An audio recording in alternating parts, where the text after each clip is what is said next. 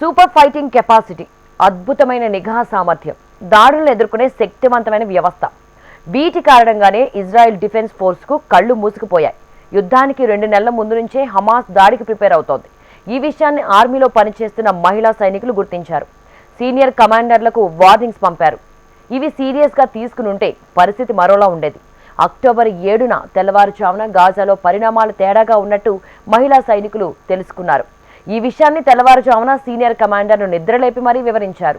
దాన్ని పరిశీలించాల్సిన సదరు అధికారి తనను నిద్రలేపినందుకు చివాట్లు పెట్టి క్షమాపణలు కూడా చెప్పించుకున్నాడు. అతడి నిర్లక్ష్యం ఫలితం కొన్ని గంటలకే కనిపించింది. అసలు ఆర్మీలో అధికారులు ఎందుకు అంత నిర్లక్ష్యం వ్యవహరిస్తున్నారు? మహిళా సైనికులు వార్నింగ్స్ ఇచ్చినా ఎందుకు పక్కన పెట్టారు? Watch the story. హమాస్ దాడి గురించి ఆర్మీకి ముందే తెలుసా?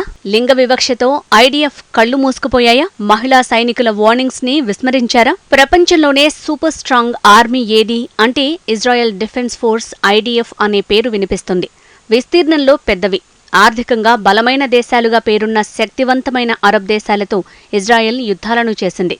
చేసిన 7 యుద్ధాల్లోనూ అపజయమన్నది ఈ చిన్న దేశం ఎరుగదు. ఆధునిక కాలంలో చేసిన యుద్ధాలన్నింటిలోనూ గెలుపొందిన ఏకైక దేశం ఇజ్రాయెల్. యుద్ధాల్లో విజయం సాధించడానికి కారణం ఇజ్రాయెల్ డిఫెన్స్ ఫోర్స్లోని సైనిక తెగువనే కారణం.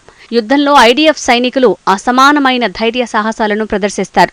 దానికి తోడు ఆ దేశానికి అద్భుతమైన నిఘా విభాగాలున్నాయి. దీంతో యుద్ధాల్లో ఇజ్రాయెల్కు తిరుగు లేకుండా పోయింది.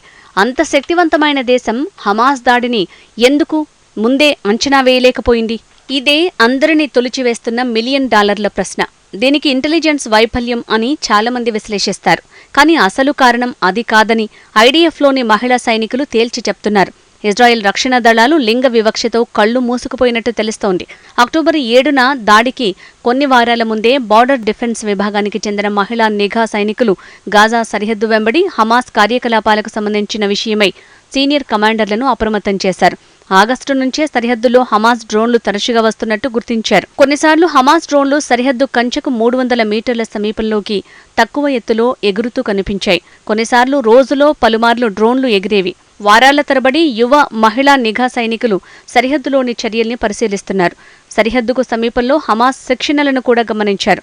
ఆర్మీకి కళ్లుగా భావించే ఈ నిఘా విభాగానికి చెందిన యువకులు, యువ మహిళా కమాండర్లు రియల్ టైం నిఘా సమాచారాన్ని సీనియర్లకు అందించారు. కానీ సీనియర్ కమాండర్లు మాత్రం క్లిష్టమైన సమాచారం విషయాన్ని అస్సలు సీరియస్గా తీసుకోలేదు. దీనికి కారణం మహిళా సైనికుల విషయంలో సీనియర్లు అతిగా ప్రవర్తించటమే. యుద్ధానికి నెలన్నర ముందు హమాస్ శిక్షణ గురించి మహిళా సైనికులు గమనించారు. డ్రోన్ల ద్వారా ఇజ్రాయెల్ అబ్జర్వేషన్ పోస్టుపై ఎలా దాడి చేయాలో శిక్షణ పొందుతున్నట్టు గుర్తించారు.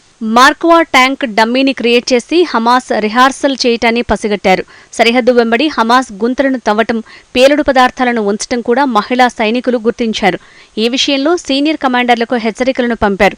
కానీ ప్రపంచంలోనే అత్యుత్తమమైన ఇంటెలిజెన్స్ విభాగం మాత్రం అస్సలు పట్టించుకోలేదు. హమాస్ దాడులకు వ్యూహాలను పన్నుతున్నా నిర్లక్ష్యంగా వ్యవహరించారు. మహిళా సైనికులను సీనియర్లు అస్సలు లెక్క చేయటం లేదు. లింగ వివక్ష కారణంగా ఫిమేల్ సోల్జర్స్ ఇచ్చే ఇన్ఫర్మేషన్ ని కనీసం పరిశీలించటం లేదు. పైగా హమాస్కు యుద్ధం చేసేంత సీన్ లేదని సీనియర్ కమాండర్లు తేలిగ్గా కొట్టిపడేశారు. ప్రతి చిన్నదానికి హెచ్చరికలు పంపడం ఆపేయాలని మహిళా నిఘా సైనికులకు గట్టిగా వార్నింగ్ ఇచ్చారు. ఫలితంగా అక్టోబర్ 7న ఇజ్రాయెల్పై వేలాది రాకెట్లతో హమాస్ విరుచుకుపడింది. ఇప్పుడు అది చరిత్రగా మారింది. మన కళ్ల ముందు కనిపిస్తున్న చరిత్ర అది. లింగ వివక్షను వదిలేసి కాసింత ఏమాత్రం దృష్టి సారించినా పశ్చిమాసియాన శాంతిని ఇజ్రాయెల్ పనంగా పెట్టి ఉండేది కాదు. భారీ మూల్యాన్ని చెల్లించుకునేది కాదు. అక్టోబర్ 7న తెల్లవారుజామున ఇజ్రాయెల్ సైన్యంలో ఏం జరిగిందో ఇప్పుడు చూద్దాం. గాజాలోని కొన్ని వింత కార్యకలాపాలను ఇజ్రాయెల్ మహిళా నిఘా సైనికురాలు గమనించింది. ఈ విషయాన్ని తన కమాండర్కు నివేదించింది. అంత తొందరగా నిద్రలేపినందుకు సదరు కమాండర్ సీరియస్ అయ్యాడు. ఆమెతో క్షమాపణ చెప్పించుకున్నారట. ఇది జరిగిన కొన్ని గంటలకే ఇజ్రాయెల్ భూభాగాలపై హమాస్ విరుచుకుపడింది. సరిగ్గా మహిళా సైనికులు నిఘాలో గుర్తించిన విధంగానే హమాస్ దాడి చేసింది. అంటే ముందే అప్రమత్తమై ఉంటే దీన్ని ఇజ్రాయెల్ సైన్యం అడ్డుకునేదే. కానీ కమాండర్ల నిర్లక్ష్యం నిండా ముంచేసింది. నిజానికి ఇజ్రాయెల్ మహిళా సైనికులు తమకు కేటాయించిన ప్రాంతంలో ప్రతి విషయాన్ని క్షుణ్ణంగా తెలుసుకుంటారు. దాదాపు తాము పర్యవేక్షించిన ప్రాంతానికి 15 నుంచి 30 కిలోమీటర్ల దూరంలో గాజాలో జరిగే ప్రతి చిన్న మార్పును వారు తెలుసుకుంటారు. కానీ వారి సమాచారం మాత్రం నిరుపయోగంగా మారింది. దేశానికి అంకిత భావంతో పనిచేసిన ఆ మహిళా సైనికుల స్థావరాలను హమాస్ ముట్టడించింది. వారిలో చాలా మంది ఊచకోతకు గురయ్యారు. కొందరు బయటపడ్డారు, మరికొందరు విధి నిర్వహణలో మరణించారు. అక్టోబర్ 7న నిహాల్ ఓజ్ స్థావరంలో 15 మంది మహిళా సైనికులు మరణించారు. 6గురిని అపహరించారు. అంటే గాజా బందీల్లో వారున్నారు. వారిలో ఒక మహిళా పోలీసు మాత్రం సురక్షితంగా బయటపడింది. గత నెల చివర్లో గాజాలో ఐడీఎఫ్ నిర్వహించిన ఆపరేషన్లో ఇంటిపై దాడులు చేశారు. ఆ ఇంట్లో మహిళా సైనికురాలిని గుర్తించారు. ఇక ఆమెతో పాటు ఆమె స్నేహితులు, సహోద్యోగులను కోల్పోయింది. ఇలా చాలా మంది మహిళా సైనికులు తీవ్ర గాయాల పాలయ్యారు. అయితే ఈ సైనికుల కోసం ఐడీఎఫ్ ఏం చేసింది? వారి బాధను మరింత పెంచుతోంది. వారిని తిరిగి విధులకు రావాల్సిందిగా బలవంతం చేస్తోంది. విధులు నిర్వహించడానికి సిద్ధంగా లేని వారిని ఉద్యోగం నుంచి తొలగిస్తున్నట్టు తెలుస్తోంది. అసలు పాయింట్ ఏంటంటే వాళ్లు విధుల్లో ఉన్నప్పుడు వారి సమాచారాన్ని, సామర్థ్యాన్ని అస్సలు గుర్తించలేదు. పైగా లింగ వివక్ష ముదిరినట్టుగా తెలుస్తోంది. ఇంత జరిగినా కనీసం ఇప్పటివరకు సదరు బాధిత మహిళా సైనికులను సీనియర్ కమాండర్లు అస్సలు పరామర్శించలేదు. ఇది మహిళా సైనికుల ఉనికినే ప్రశ్నిస్తోంది.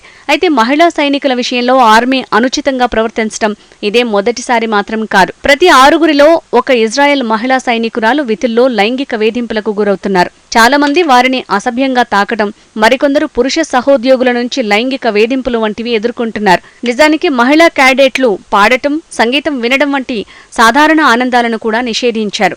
ఇజ్రాయెల్ ఆర్మీ పోరాట శిక్షణ స్థావరంలో సెప్టెంబర్లో జరిగిన ఓ ఘటననే అందుకు నిదర్శనం. కొంతమంది మహిళా సైనికులు వంటగదిలో విధులు నిర్వహిస్తున్నప్పుడు సంగీతాన్ని ఆస్వాదిస్తున్నారు. కానీ సంగీతం వినొద్దంటూ సంప్రదాయ సైనికులు ఆదేశాలు జారీ చేశారు.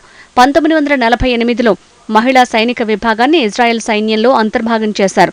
ఇజ్రాయెల్ చట్టాల ప్రకారం 18 ఏళ్లు నిండిన ప్రతి ఒక్కరూ సైన్యంలో పనిచేయాల్సిందే. యువతులైతే 2 ఏళ్లు, యువకులైతే 3 ఏళ్లు ఆర్మీలో సేవలందించాలి. అనంతరం అత్యవసర సమయంలో రిజర్వ్ ఫోర్స్లో పనిచేయాల్సి ఉంటుంది. అయితే ఆర్మీలో పనిచేయాలని భావించే యువకులు కొనసాగొచ్చు. అలా కొనసాగే మహిళలకు కూడా పురుషులతో సమానంగా ర్యాంకులను ఇజ్రాయెల్ కేటాయిస్తోంది.